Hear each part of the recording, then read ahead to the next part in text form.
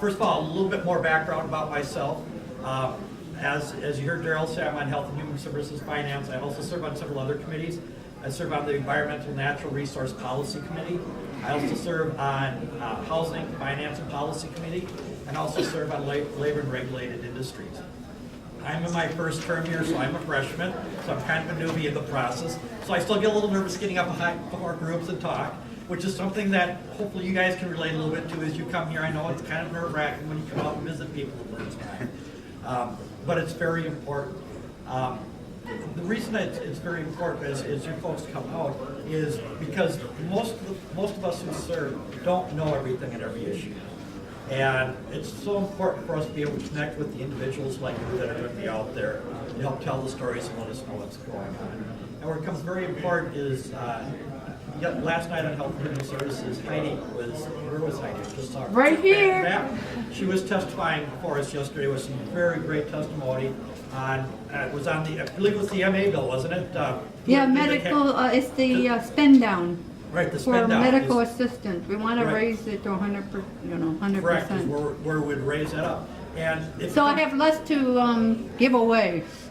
I get to keep more of my Social Security. That's right, is keep more of the Social Security and also raise the asset limits. You know, right now there's only one category that's got the asset limit, which is the elderly and disabled. Yeah, you can only keep 3,000. That's correct.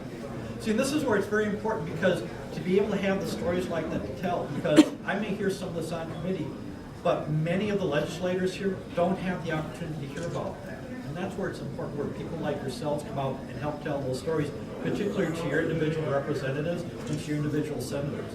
It makes a big difference. And so it's great to see you getting involved along those lines. And sometimes it takes a number of times coming back. In other words, there's some of the bills that I've been seeing come through right now, we're not going to get everything done this year. Some of it may be due to finances that are available. Some of it is because we can only get so many bills through in one session. And sometimes it's because of the complexity. And so one of the things I want to lay out there is because it doesn't get through doesn't mean it's necessarily failed. I've got some bills that I know I'm not getting through this year. What I'm doing is setting up so I can come back in the future. And this is where it's very important is that when you come out today, keep in mind when you come back out in the future. Because that is so important, is because you start establishing that personal relationship. And it's, you know, for me, getting to know Daryl and his wife Nikki has just been great. I'm one that feels very strongly that people should get involved in the local community and get involved in the local process, because that's where you start having a big difference. And that's where you can have a big impact what legislation is going to look like down the road. Because when you're not engaged and when you're not here, we don't hear the stories, we just hear from the staff people. Now, there's a big difference between when staff and administration are telling us what's happening versus people who are directly impacted by the policies that we make. And that's where it becomes very powerful when you hear from people to be able to connect and be able to make that personal connection, particularly when it's people within our district.